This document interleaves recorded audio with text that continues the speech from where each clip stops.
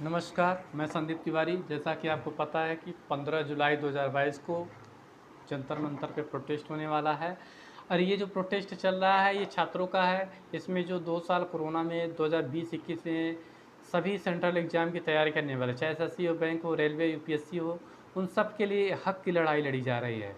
तो हमारा आपसे रिक्वेस्ट है कि 15 जुलाई 2022 को यहाँ पे जंतर मंतर पे उपस्थित होइए, अधिक से अधिक संख्या में, जितना हम सोच रहे हैं उससे 100 गुना अधिक में, क्योंकि हमारे अधिकारों का हनन हुआ है।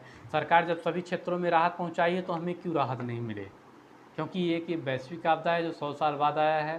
तो वैश्विक आपदा जब आती है तो कोई भी नियम कानून नहीं चलते हैं। तो एक समस्या जो वैश्विक आया है इसमें हम लोग को भी राहत मिलना चाहिए। आपको पता है कि राहुल गांधी जी ने 2 अटेम्प्ट दिलाने का प्रयास किया था, क्या उसका लाभ किसी को, सबको नहीं मिल रहा है? हर वर्ग को इसको लाभ हुआ, चाहे वो 21 साल का रहा हो चाहे नहीं रहा हो, अब भी उसको लाभ मिल रहा है। तो ये जो पेंडेमिक में 2 साल, आपको 2 साल एज रिलैक्सेशन 2 अटेम्प्ट मिलने वाला है, जिससे हर वर्ग को लाभ होगा। लोगों को एक भ्रम हो गया है कि जो अंतिम अटेम्प्ट वाले हैं उन्हीं को इसको लाभ होने वाला है। ऐसा नहीं है। ये जो अटेम्प्ट है और 2 साल एज रिलैक्सेशन मिलेगा वो हर वर्ग को मिलेगा। तो हमारा आपसे रिक्वेस्ट ये है कि इसमें ज़्यादा ज़्यादा शामिल हुए। सरकार इसे नीतिगत फैसला मानते हुए इसे टालने का प्रयास कर रही है। तो राहुल गांधी जो दिलवाए थे 2 साल, उसमें क्या नीतिगत फैसला सामने नहीं आई थी? आई थी, आई होगी, यहाँ भी आएगी। लेकिन जब जहाँ पे जनहित की बात आए तो कोई नीतिगत फैसला मायने नहीं रखता। अगर उसके लिए हमें संविधान में भी संशोधन करना पड़े तो भी हम संविधान में संशोधन कर सकते हैं। सुप्रीम कोर्ट का आपको केस याद होगा 1973 में, उसने जो है केशवानंद भारती केस में कहा कि आप संविधान में कहीं भी संशोधन करिए लेकिन मूल ढांचा में परिवर्तन ना हो। तो ये तो प्रतिबंध संसद के लिए है, हमारे लिए थोड़ी नहीं है।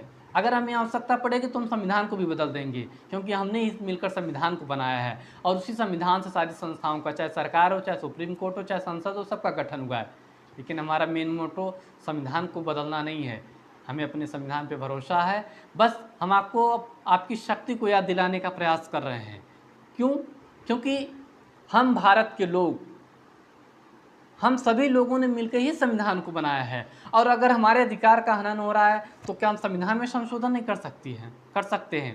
सरकार अगर एक बहाना बना रही है कि इसके लिए हमें जो है संविधान में संशोधन करना पड़ेगा, तो क्या संविधान में संशोधन नहीं किया जा सकता है?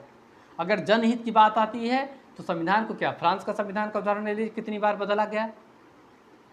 नेपाल का संविधान ले लीजिए, तो कई देशों का संविधान कई बार बदलाया जा चुका है।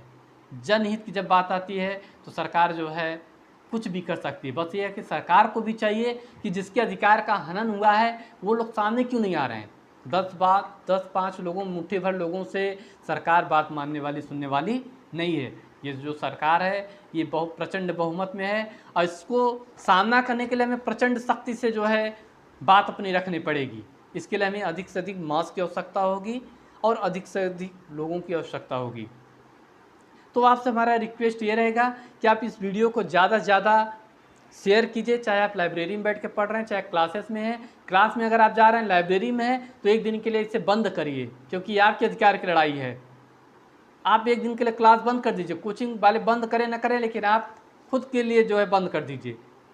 अगर इससे लाभ होगा तो आपको भी होगा, आपके आने वाले भाइयों को भी होगा। जैसे मिल रहा है 2 अटेम्प्ट जो एक्स्ट्रा मिला था पहले राहुल गांधी के समय में। तो हमारा रिक्वेस्ट ये रहेगा कि आप ज़्यादा से ज़्यादा, चाहे छोटे शहर में हो चाहे बड़े शहरों में, कहीं भी हो, आप 15 जुलाई को जो है जंतर मंतर पे पहुँचे और अपने अधिकार की लड़ाई में बढ़ चढ़कर हिस्सा लीजिए। ये जो लड़ाई है, मेगा प्रोटेस्ट है, ये अंतिम लड़ाई है, पूरी शक्ति से लड़ी जा रही है। अगर इसमें हम लोग फेल होंगे तो ये हम लोग का हौसला टूटने का चांस है। तो आप लोग अधिक से अधिक संख्या में उपस्थित हुए, चाहे आप तैयारी कर रहे हो न रहे हो, चाहे आप शुरू में आए हो, आपका 21 साल हुआ हो ना हुआ, फिर भी बढ़ चढ़ के हिस्सा लीजिए। क्योंकि हमें सरकार के सामने संख्या को उपस्थित करना है, मास को उपस्थित करना है। सरकार सिर्फ मास की बात सुनती है, जनता की बात सुनती है। अगर आप, हमारे पास 1000, 2000, 4000 लोग रहेंगे, 10,000 लोग रहेंगे, तब जाकर सरकार हमारी बात सुनेगी। रही बात हमारा जो बात है, हमने जो है अधिक से अधिक मंत्रियों तक, सांसदों तक, माननीय सांसद तक, माननीय मंत्री तक बात पहुंचा दिए हैं। वे भी जो है इसे संसद में उठाने का अपनी तरफ से प्रयास कर रहे हैं। लेकिन हमारा जो कर्तव्य है कि हमारा जो है संसद के बाहर हम लोग को इकट्ठा आना है।